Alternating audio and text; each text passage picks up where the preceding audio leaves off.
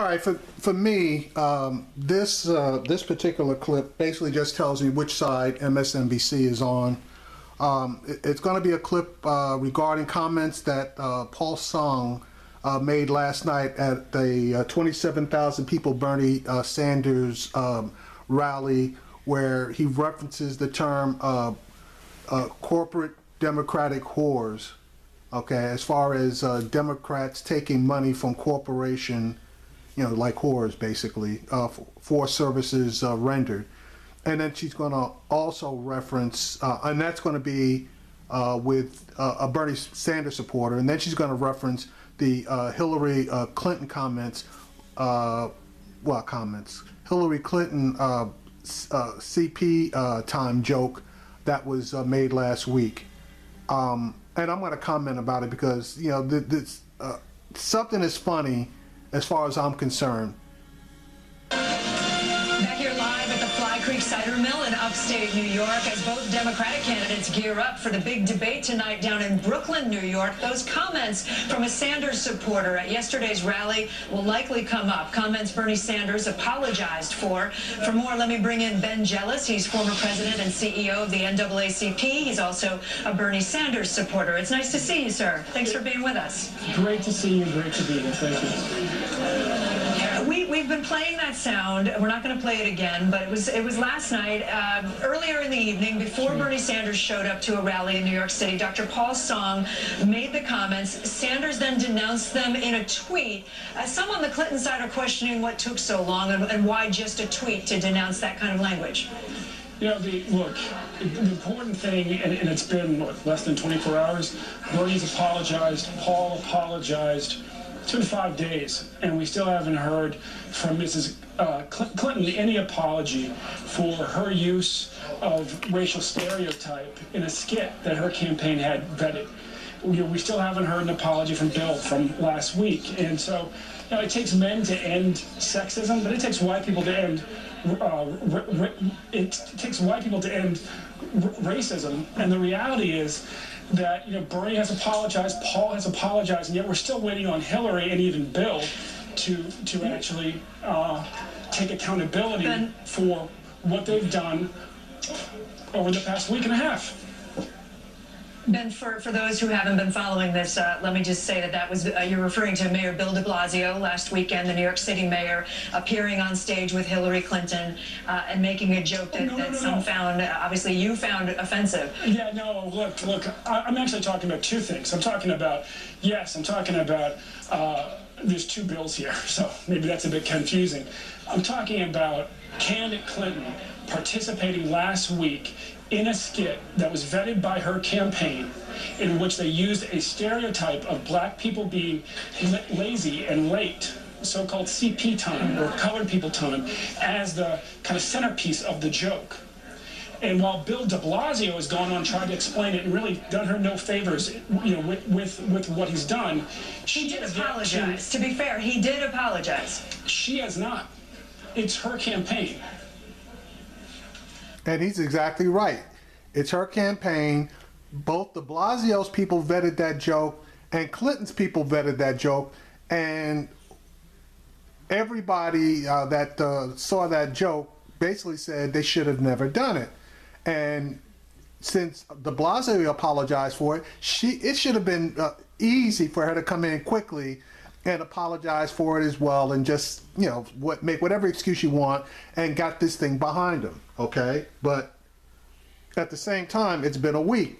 While last night, the statement that Song made, and honestly, it was a strong statement, but Bernie immediately apologized for the statement, as did Dr. Song. They both apologized for it. So 6 of one, half a dozen of the other.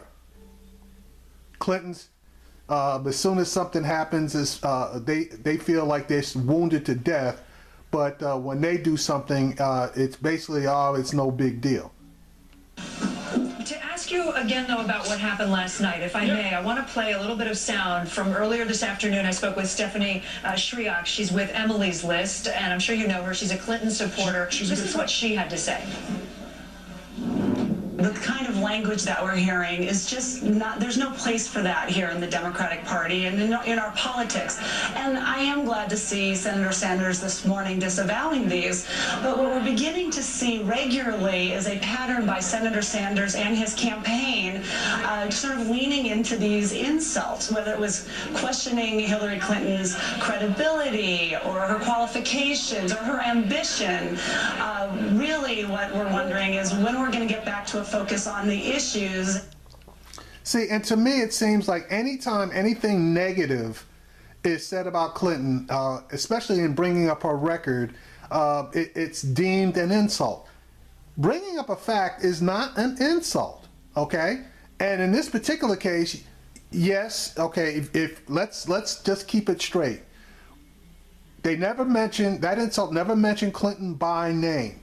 Just like Clinton, when they asked her, was Bernie qualified, she never mentioned him by name, but pointed to things in the recent past, i.e. the interview he had with the New York Daily News. So, hey, let's, call a spade, and, apples are apples and oranges are oranges. So if one person didn't mention the name and another person didn't mention the name, they need to put that bullshit to bed. But again, this is a Clinton supporter, so I mean, obviously, what are you going to expect? And I don't know if their game plan is at the smallest slight, you got to fall over and act like you were mortally wounded. But that's bullshit. So to her point, then she's saying the whole dialogue here has kind of gone awry, and that it's become something that neither side maybe can be proud of. Look, we need to get back to the issues. That's absolutely right. At the same time, we have seen Bernie Sanders apologize. We have not seen Mrs. Clinton apologize. We have not seen President Clinton apologize. And that's just not acceptable. It is not acceptable for Bill to talk about he almost wants to apologize last week. It's not acceptable for Hillary to push out Bill de Blasio this week when it was her skit. She was the star of that skit. Well, she would say it was not her skit. She has said that it was Mayor de Blasio's thing. It was his skit, and she was merely there. That's bullshit. That anytime she's going to make any type of a public statement, her people vet that statement. So for this broad to turn around and run with the line that Clinton said it wasn't her skit, that's bullshit. It might not have been produced by her, but it was approved by her and her people. So in effect, it was her skit. Yeah, she merely participated. It had lines. It was vetted by her campaign. It is not acceptable. It is not acceptable, and she needs to apologize. Bernie Sanders has stood up. He's apologized. His surrogate apologized. Hillary Clinton has been silent. She owes folks an apology. She should not be using racial stereotypes as a vehicle for humor in any way, and not in the context of politics. It is not acceptable.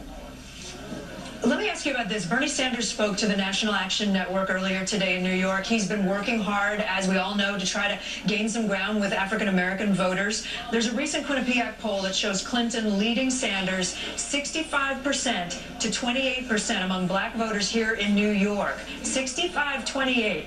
Why do you think he's had such a hard time connecting with the African-American voting population? Okay, so now that is a probing question, okay? I'm not even going to call it an attack question. It's a probing question regarding Bernie Sanders' lack of support in the African-American community. It's a fair game question, so let's go with it. What we've seen is black voter support go up. What we also know is that the biggest split in this race isn't black and white. It's voters 30 and under and voters 60 and over. And across all races, Bernie's base is young voters, Hillary's base is older voters. When you look down into the polls, that's what you see. In many areas, we win younger black voters. And the question we should all be asking, all of us who are not under 30 anymore, is why are our young people of all colors turning to Bernie's campaign in such droves? And what you see when you talk to them, quite frankly, is that they're afraid that they are losing their hold on the dream that defines this country. And that's why we, as older voters, really need to frankly, again, older than 30 voters need to pay attention, because what they're telling us is, look, we're not afraid of college debt. We're afraid of being indentured by debt when we come out of college. We're afraid that we're not going to be able to start a small business because of that debt, because of high healthcare costs. It's great that we've covered so many more people, but we got 30 million more people disproportionately in the black community who do not have healthcare coverage, and it's a big deal. And so, it just goes on and on. They're concerned about the high rates of joblessness, not for black kids who didn't finish high school, for black kids who finished high school, for black kids who finished college. And so, the real question we should be asking is, why is there such this generational split? What does it mean about the future of our country? And quite frankly, why aren't more of us listening more closely to our young people when they say, I've got to vote for Bernie because he's the only one who gives me hope? Okay, and again, the young people, black people, are more politically savvy than their 60-year-old counterparts. Because if the 60-year-old people who their memory tells them that things were good under the Clinton administration, and obviously for a bunch of people they were. But as far as what happened to the disintegration of the black family, i.e. because of that crime bill, which everybody acknowledges has helped to blow up the black community, the welfare reform bill that everybody acknowledges, has basically taken the black male who wasn't a criminal incarcerated with a record out of the home. That had hurt the black community more than anything else. And these 60-year-old people, for whatever reason, and I don't understand it, either they're just plain ignorant of the facts or they just choose to ignore the facts. And that's something that he probably should have brought up here as well. But, that being said. Ben Jealous with the Bernie Sanders, supporter of the Bernie Sanders campaign. Ben, thanks so much for being with us. Thank you. Jason George is an actor. You may know him from his role as Dr. Ben Warren on the hit show Grey's Anatomy. He also happens to be an avid supporter of Democratic presidential candidate Hillary Clinton. And Jason joins us now. Jason, thanks for being with us. Appreciate it. Well, thanks for having me. I assume you could hear the dialogue that I was just having with Ben Jealous. Could you hear that? A little bit. Okay, so he's calling out Hillary Clinton, saying that she needs to apologize for a skit that happened last weekend, and we've gotten the tape now. I just want to play that and then ask you about it. So this is what happened last weekend. It was Mayor Bill de Blasio of New York City on stage with Hillary Clinton. Okay.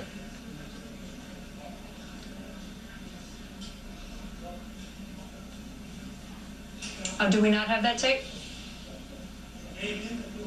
Okay, I'm afraid we actually don't have the tape. I thought we had it queued up. But you heard Ben Jealous talking about it. It was a skit, and I don't even want to characterize it because some people have taken offense to it, but because they say it played on stereotypes of black people. Do you think that she does need to apologize? No, I haven't seen the skit, so I honestly can't comment on it. He's a liar. He's a liar. I got deep connections with people in New York, and everybody was talking about that bullshit last week. It's been all over the news, so either he doesn't watch TV, he has no friends, but that made news everywhere. And for him to say that he hasn't heard about the skit, and today is Thursday, he's full of shit. Okay. I would have to see it to be able to comment on it. Understood. Let me move on to what happened last night, because this all came up because we were talking about what Paul Song said last night at a Bernie Sanders rally in Manhattan, and that I assume you have seen. Yeah, I've heard a bit about it, yes. And what did you think when you heard that? I think it was an incredibly poor choice of words. I'm glad to hear that Senator Sanders has apologized for it at this point. And I think that just the concept of it, I think the assumption that anybody who's ever taken a dime of money from corporations is inherently beholden to the corporations needs to look at the fact that President Obama... We're not talking about a dime of money. We're talking about millions of dollars. And he just brought up Obama. I'm going to let him finish the statement. And that I actually have tremendous respect for, took money from corporations. Okay, and that may explain why nobody went to jail from Wall Street, where they basically tanked the economy, and Loretta Lynch made all those deals with the banks for big fines, but no jail time. So Now, you tell me, is that a possibility that, yeah, I'm taking your money, but I'm going to keep you out of jail, but your depositors are going to have to pay a huge fine, but you're going to be able to go home at night and continue to draw, you know, that 8-figure salary that you've been drawing from all these, you know, from the 5 major banks? You know, a good portion of his money came from people as well, but that's also true of Hillary. So I think the idea that inherently you are now a shield for the corporations just because you've got money from them is not true. I mean, Dodd-Frank was passed under Obama, and you know that's been a big. It needs to be re-strengthened. Exactly. They passed Dodd-Frank, and they've been watering down Dodd-Frank ever since it's been passed. Now, how do you allow that? Because you've been taking money from the financial industry, and they're telling you that you can't be, you know, straight out repealing it. But if you can just water it down bit by bit by bit, who does that help? Helps the financial industries and those guys that have been giving you, give you guys campaign money. To help keep the corporations in line, and that all came under an administration that received corporate money.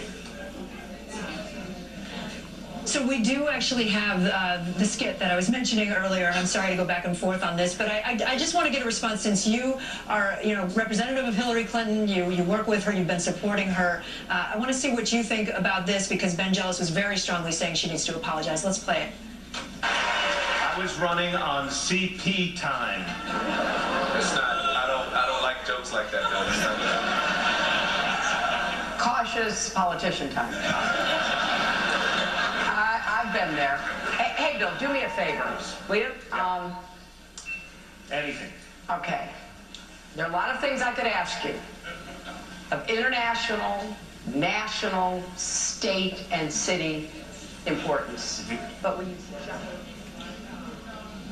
All right. Well, we heard the joke. CP time is what it all revolves around.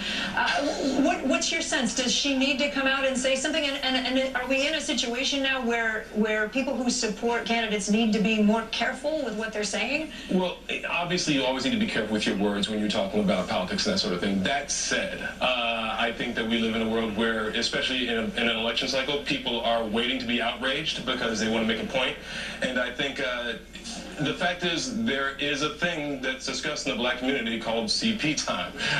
You know, and it is talking about if talking about race doesn't mean that you're talking about that you're being racist. Talking about the existence of something within the black community doesn't mean that you are being racist. Yeah, but using a negative stereotype for black people definitely means that you are at least racially insensitive at that moment, and that's where the apology should come from. This guy's a coon. I think just mentioning it in the course of the sketch, I mean, I was happy to see Leslie Odom Jr. there from Hamilton up on stage with them. I would venture to guess that there were some people of color involved in the creation of that sketch, and I personally don't take any offense to it at all. That's because you're a coon. Jason George, who's supporting Hillary Clinton. Jason, thanks for being with us. Appreciate it. I'm a big Grey's Anatomy fan, so thanks for I don't know a damn thing about Grey's Anatomy, so screw 'em. We will do.